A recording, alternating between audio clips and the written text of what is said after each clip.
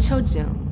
Othello Syndrome. It's a psychiatric disorder characterized by the delusion of infidelity and lots of jealousy. Othello Syndrome is associated with the mental changes of excessive aggressiveness, hostility, and irritability. And today's couple from divorce camp is known as the Othello Syndrome couple. They always name couples in divorce camp. 의처증 부부, the Othello Syndrome couple. The wife's name is Cho Eun-hee. She's 29 years old, and her husband Cho Jae-hoon is 35. They've been married for 7 years, and they've been together for 9. They actually have a 7-year-old daughter, and Jae-hoon works as a day laborer for construction, so he's not fully employed. He just goes out there, and if they need him for the day, they hire him for the day. And Eun-hee is a stay-at-home mom for now. She does want to work, but Jae-hoon will not allow her to, really. And he says, at first he was a dream husband and he was a great boyfriend. As a husband, he always keeps flowers in the house. And even throughout the episode of Divorce Camp, you can see there's flowers in like every room of the house randomly. He always buys them matching couple tees, matching couple jackets. And even on the show Divorce Camp, when they were doing their interviews, they were wearing matching jackets at some point in time. He makes sure he takes care of Valentine's Day, White Day, which happens a month after Valentine's Day. He takes care of every holiday, including the ones that are created by companies like Pepero Day. If you don't know what Pepero are, they're like these sticks, like Pocky sticks. They're cookie sticks that are dipped in chocolate. Even days like that, he takes care of. So at first he was a dream husband, but of course they are here on Divorce Camp because even fairy tales have footnotes and something in the relationship is not okay.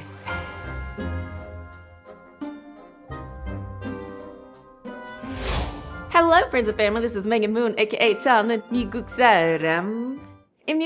And today we are going over Divorce Camp again because you guys really love that and some of you guys asked for it. So as you know, on Divorce Camp, usually in the first half, they show us the video footage of a person who seems horrible but is a little bit less at fault. And then in the second half, they completely flip the table and we realize, it's not as simple as we thought. Maybe there's a reason why they are acting like that. But tonight, it really doesn't flip. It basically just opens with the worst of the worst in this show. So let's get into it. So it starts off with the wife's video footage, and her video starts off with a quiet morning. Eun-hee gets up, gets her little girl ready, and hustles her off to kindergarten. She then clips the leash on the dog for a quick walk. The air is crisp, and she's feeling free from the tiny little freedom she has just walking on the sidewalk, walking the dog. But then her phone buzzes. 어디야?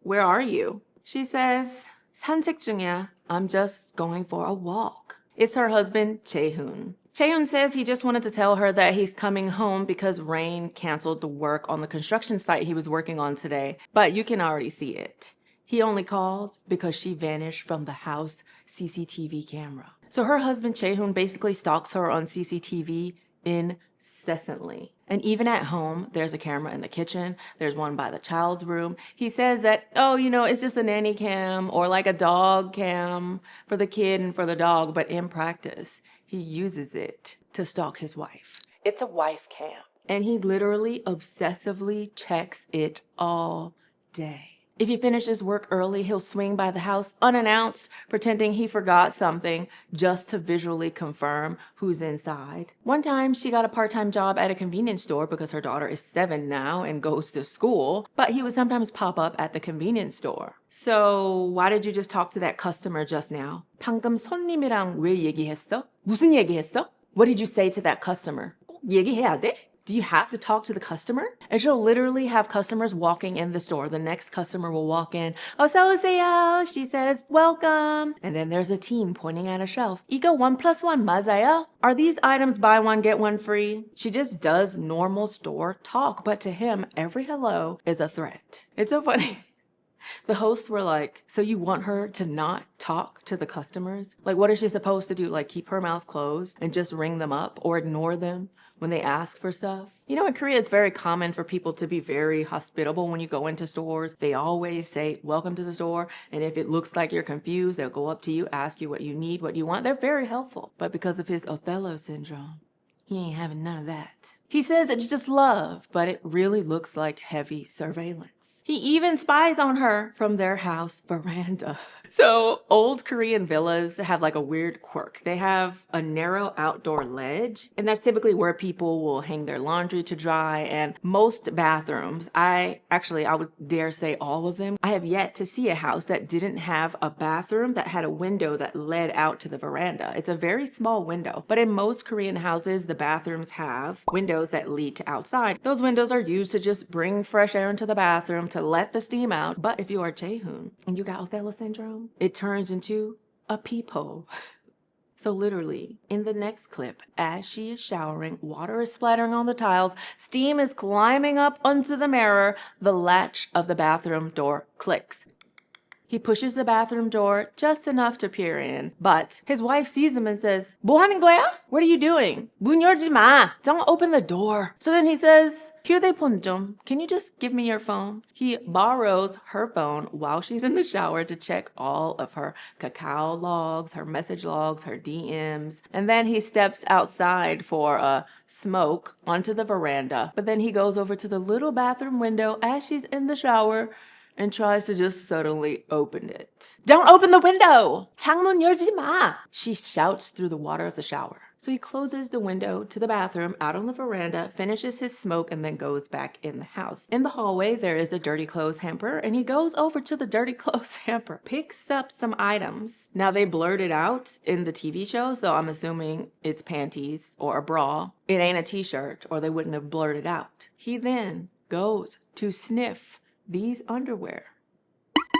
So the camera hosts had the same reaction that I did. "What? Why are you smelling her clothes?" And then one of the hosts says, "You know, there's cameras all around the house and we're literally filming for this show. Do you think that she's somehow going to cheat when we have cameras following her and cameras set up everywhere around?" So then the husband Chaehoon, he just shrugs and is like, "I think it's just a habit I have. 그냥 습관적으로 맡아." Now the wife actually didn't know that he went as far as to smell her clothes, so she's seeing it for the first time as she sat there watching the divorce camp footage with the host, and she just looks so surprised, like,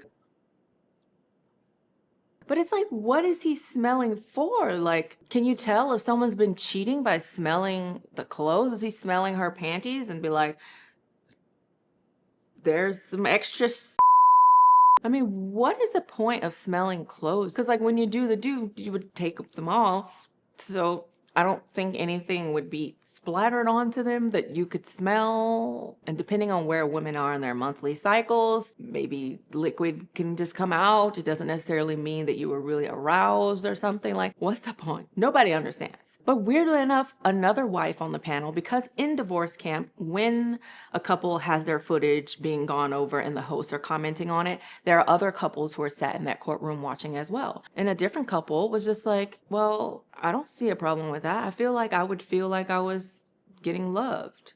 Like, he just really loves her, right?" But then some other people were just like, "미친 거 아니야? He's crazy." So there were some misreactions there, but yeah, I definitely would not take that as love. It's definitely not love at all. But then they went on to say that early in the relationship, he would always say he wants to shower with her. And he's like, "Don't worry about anything. Like, 내가 씻겨줄게. I'll wash you. You need to wash your hair. 머리도 내가 감겨줄게. I'll wash your hair for you. Let's just shower together." And he would frame it as devotion, but clearly it's possession, right? So then the husband's personal interview comes out and he says when he was little, one of the things he could remember is his dad would always tell him that women shouldn't have to lift a finger. I think that his dad was saying that that sentence was just meant to be, you should care for your woman, take care of her, provide for her. But somehow he misconstrued that to mean to control, want to do everything with her. She can't go out alone. She can't even go out to buy pads alone. He literally be like, "I will go and buy the pads for you. You just stay here." He basically doesn't want her to leave the house. He claims he's backed off a bit now. Now he lets her shower alone, but the checking never stops. Literally, he's always wiggling door handles, going out to the veranda,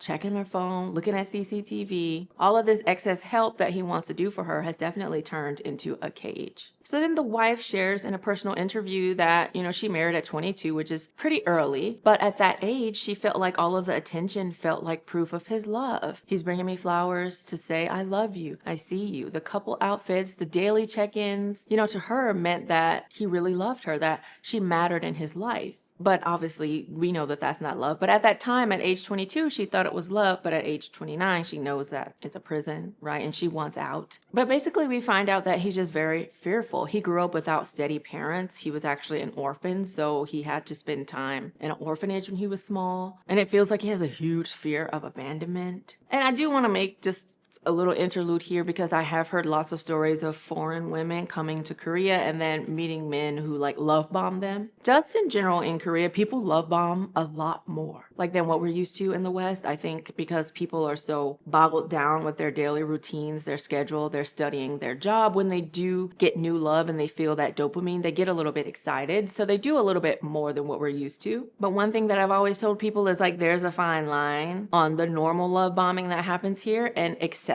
love bombing. And I know a lot of people who, when they were love bombed in Korea, they were like, oh, this is too much. But they were told that it was Korean culture, even though they were feeling a bit red flaggy about it. And I know people who went on to get married to find out that those men were very crazy and had issues, right? And I personally know of 3 people. One of them was somewhat of a close friend that I had years ago when I first came to Korea who married people like that and they wound up being abusive. I remember one of the friends, she had to go through a horrible divorce and like collect all the evidence and stuff. It was horrible, but one thing that they all say is they started out like this. They were just super sweet, doing all this stuff for me, very nice. So they had no idea that they would turn like this one day. So you know. Anybody who's overly love bombing to the point where you feel even slightly smothered in the beginning of a relationship, I think you really have to take that as a sign that this person is unhealthy in some way and try and distance yourself a little bit and then see how they react to it. If they react by trying to latch onto you even more, then that's not somebody you want a long-term relationship with. Just saying. Because in general, people do fall in love a lot faster here. Like from what I've noticed, like even my husband, after like 3 months of dating, he's like, oh my God, I love you and all this. I was like, oh,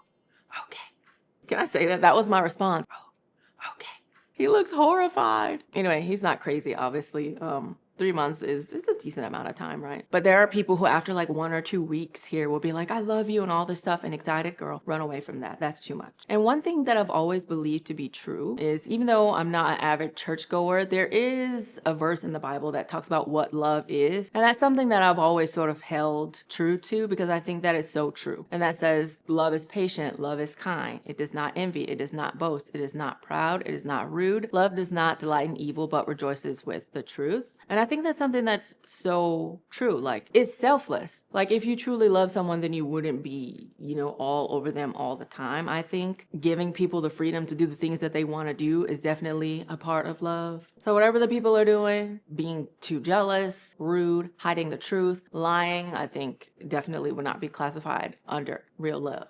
So I'll say all this to say, be careful out there, ladies. So back to their story, one thing is that, and he really wants to work because it gives her purpose, but he says, no, I don't even want you going for a walk by yourself. We have to go together. And he constantly repeats his father's line like policy. Women should not lift a finger. Women should not lift a finger. But in their case, they're not that financially well off because he has other issues. He don't be spending money right.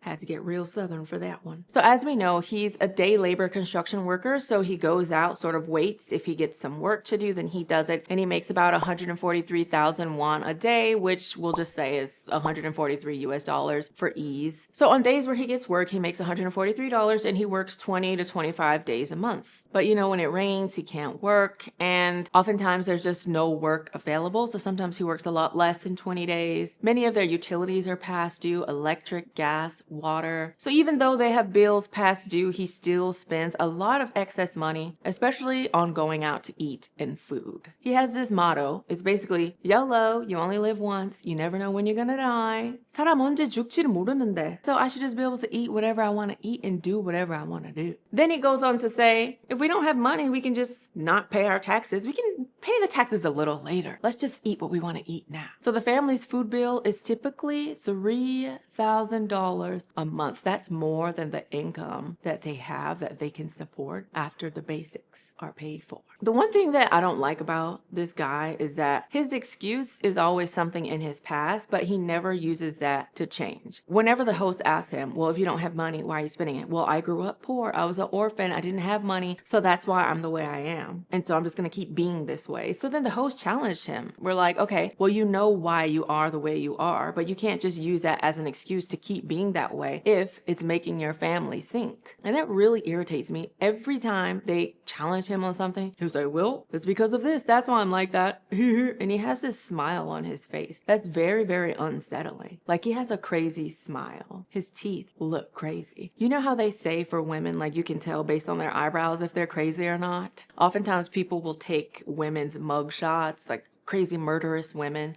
and they typically have these like crazy like thin eyebrows that like go up like this, right? And they say, see, you can tell from the eyebrows that she's crazy. I feel like for men you can tell based on their teeth and their smile. Let me show you what this man looks like when he's smiling, when he's being challenged by something. 다른데 돈 들어갈 일이 얼마나 많은데 어떻게 10만 원 이상을 써 하루에 매일. Crazy. And another way that they splurge too much on money is that he has made weekend family outings mandatory, which I'm all for. It's great. It'd be great if they were free. You can go to the park. There's a lot of free museums you can go to in Korea, but no, he wants to splurge. So he'll take his family on these day trips and he'll rent a car so that it feels more relaxed. He'll pay for 2 days for the car, even though they don't need it because it's literally just a day trip. So the host challenged him on it. They were like, you know, in Korea, you can literally get to every inch of the country with public transportation for very cheap. I'm telling you, there are these buses called 직행 buses, which go between cities. And they're like only a couple dollars and they go directly there. So you don't have to take the whole city bus across the whole city. There's different types of buses that you can pay for that will split the time in half,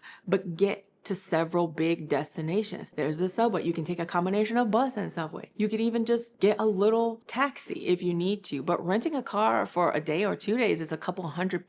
So the hosts were like, you can take public transportation. And it's like, well, I don't want to, you know, YOLO. It's because I'm an orphan. I never know when I'm going to die, so I'm just going to spend all my money. Back to the VCR, they're going on a weekend trip, just driving in the car. So he's driving on the car. Someone passes in front of him. He can't stand being passed. So he speeds up, yelling and cussing at people like in the road while their 7-year-old daughter is in the car. No regard for his daughter being there. So another thing that they have to pay for every month is his freaking speeding tickets from the cameras. Now in Korea, there are cameras everywhere getting your speed, and the car will tell you when one is coming up. So you literally, even if you were speeding, most people, they will speed and then the car will say, hey, in 300 meters, there's a camera that's gonna check your speed, lower your speed to this amount. So even if you are speeding, which most people do, you speed, and then when you get a notification that there's a camera, you slow down. So everybody literally goes fast, slow on the camera, fast,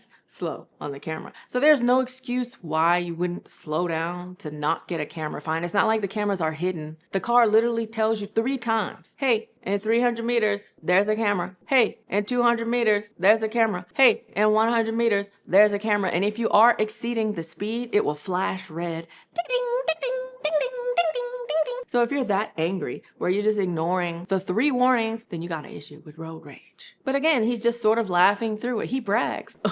You know, I don't like being passed. Okay, so you're gonna make your family pay about $300 to $400 in traffic tickets a month when you guys already don't have money and you don't want your wife to work.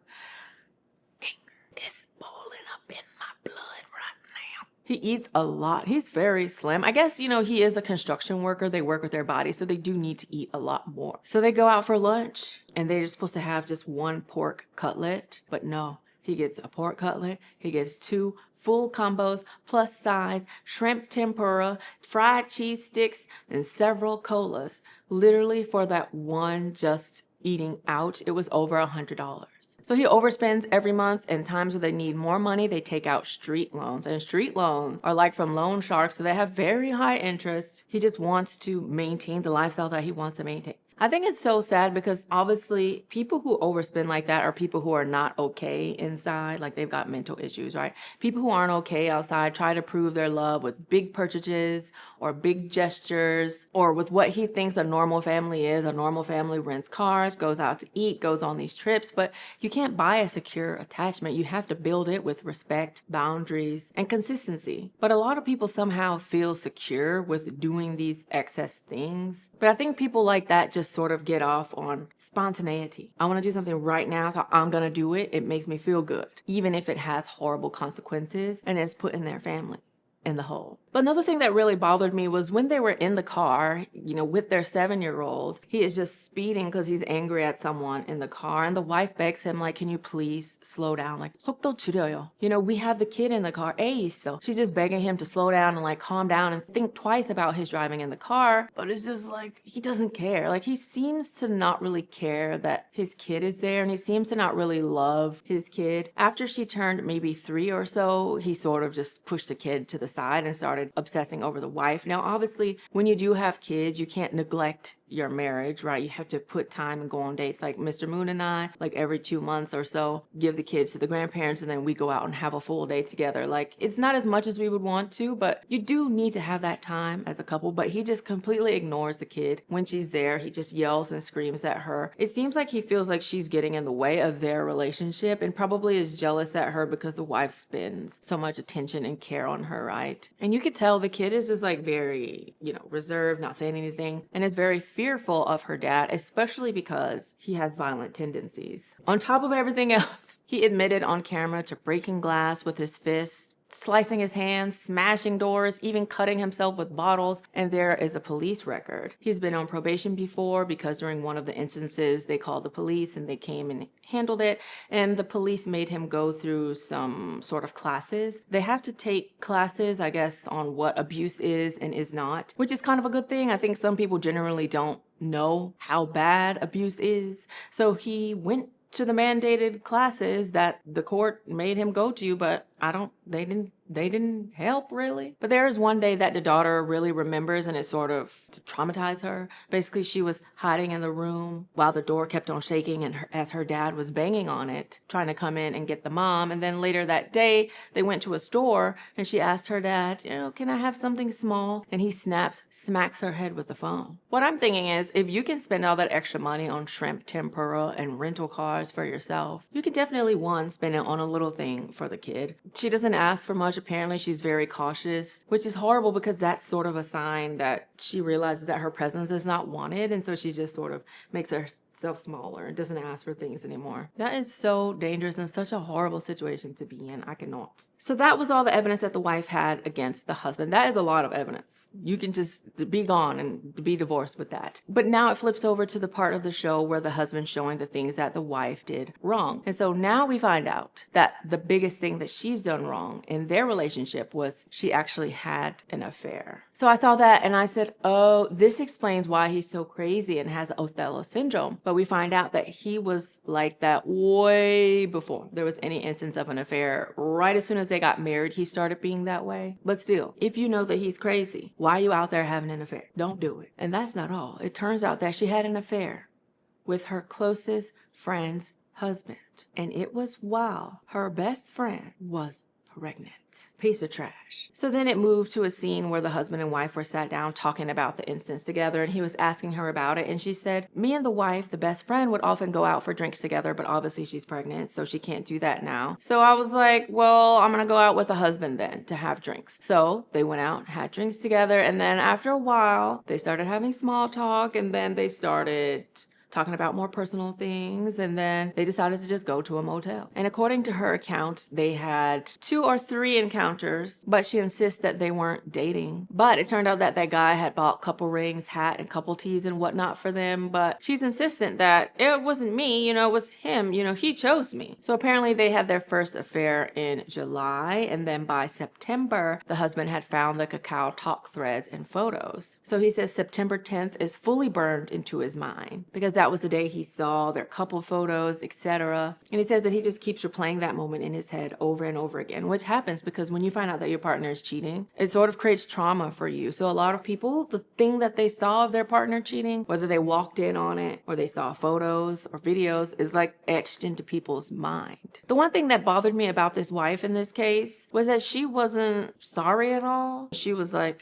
well, the husband I cheated with, his wife is pregnant. He's much worse than me. Why is everyone just blaming me for the affair? He's a bigger piece of shit than I am because he cheated on his pregnant wife. But I'm like, ma'am, that's supposed to be your best friend. In her most sensitive moment, you cheating with her husband. That's typically something you would be so embarrassed about, right? Like if I ever did something like that, I would be so embarrassed. Every time they brought it up, I probably would. Yeah, I did. But she's just like, yeah, I did it. What? So then the host asked the husband, well, why didn't you leave? And as we know, he's got like abandonment issues. So he didn't leave in that situation. He just increased his surveillance even more. And it got to the point where he had about 60 different apps and things that he used to run surveillance on her. He even would use things that made 3D models of maps so he could check the buildings that she was at to see if she was leaving or not. So then in the show, it goes to a part where they ask them how set they are on divorce, and the wife says she's about 70% decided on a divorce. And the reason why she came to the show was because he wouldn't agree to a divorce, and because in this format, his worst behaviors would be caught on tape. So if nothing changes, she'll actually have a record that she can use for the divorce, and she would have a path to get out. She admits, okay, the affair was wrong, but she also says he uses it to justify everything that he's been doing since, and obviously she feels smothered. I do think if you do decide to forgive a partner for cheating, you can't just put them in a prison cell. Like, I think there are things that need to be set in stone to protect yourself in the future. Like, I don't know, weekly check-ins on the phone sometimes. But the level of control and checking that he has is obviously too much. So then it moves on to the part of the show where they met with the psychologist. And the psychologist's first thing they mentioned about the wife was it seems like her affair wasn't motivated by lust. And based on her assessment, she's completely burned out, low energy, low motivation. So it looks like the affair was sort of an escape valve because, as we mentioned, even before the affair, he was crazy controlling and checking on her at every moment, and she sort of wanted an escape, so she did that. Now, I'm not justifying it, obviously, but I'm like, you gotta be able to think. If I use this as an escape method because he's so controlling and on my butt all the time, you got to know it's gonna get a little worse though, right? And the psychologist sort of diagnosed the fact that she hasn't gotten divorced already is just because she has very low self-esteem. She lacks courage and lacks just the mental energy to do something like that. Like, it's sort of easy for her to just continue the way she is at this point. And of course, he tells the husband that he's got to stop controlling because that's not real love. You need to let her go. You need to let her work. You need to let her live her life. And at this point, it sort of looks like maybe they would change because they sort of apologize to one another and then hug it out. But then in the last part of the show where they ask them again, so now after getting all this information, meeting with the psychologist, do you want to get a divorce or not? The husband says no, obviously. He's in it for the long haul. But the wife says yes, she's pretty sure that she wants to. But she said because he agreed that he would change his controlling ways, that she would give him a grace period of 6 months to see if he actually was going to change. Because she's like, all this time that I've known him, he hasn't changed at all. And suddenly, because we spent a couple of days in divorce camp, he's finally going to change. Like, she doesn't really believe it. So they go on to talk about some things that they could do going forward in the relationship. And if they breach either one of these, especially on his end, if he breaches any one of these, she's like, I'm just going to divorce, like, no questions asked. You get one chance. So in this part of the show, they have lawyers with them, and the lawyers sort of draft up the things that they want to do going forward. She just wants 1 day a week from 10 a.m. to 4 p.m. where she is completely free. He's not messaging her. He's not checking in on her. She just has her free time to do whatever she wants to do. And she said, we will also give you 1 day off to where you can just do whatever you want to do. But then on his side, his lawyer was like, well, he's arguing that we don't spend time apart, so he probably doesn't need that day off. And he was like, yes. Because remember, he even wants to like go in the shower with her. He says, well, my request is that you don't give me any free time. So then the wife says the next thing that she wants is just to lessen the amount of times that they have sex. Apparently, he wants to do it twice a day, 60 times a month. That is insane. I think just like how he does with money and all these grand gestures, he's sort of using the sexual relationship as a way to feel like love and fulfilled, to cover up the fact that they're not actually connected inside and can't really like form a secure attachment, right? Because that's a lot for anybody over the age of like probably 21. I think a 21-year-old probably could not do it twice a day over a consistent amount of time. Right? That would be difficult. Once a day is difficult, but twice a day? So the wife says, we don't want to do 60 times a month.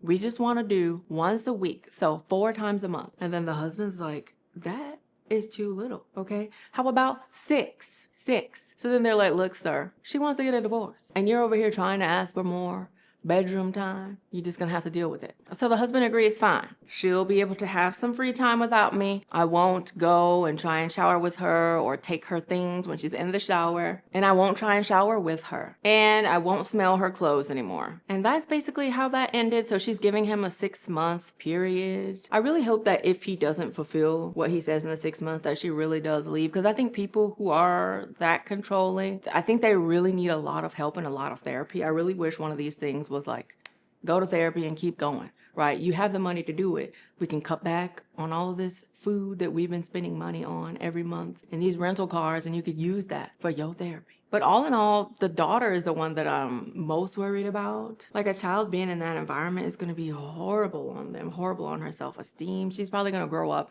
absolutely hating men and get into dysfunction herself. So I really hope that they get it together, because that is a whole lot of dysfunction. And it was something that was really sad to watch, like just sad that she would stay and subject herself to that sort of environment. And I feel bad for him that he feels so anxious and insecure about losing people, that he feels like he has to have such a tight rope on people. Like, I'm pretty sure he's very stressed too. Everybody's just super stressed. But anywho, this was the case of the Othello Syndrome couple. Have any of you guys watched it? When I was coming here this morning, Mr. Rich, he said that he watched it with his wife.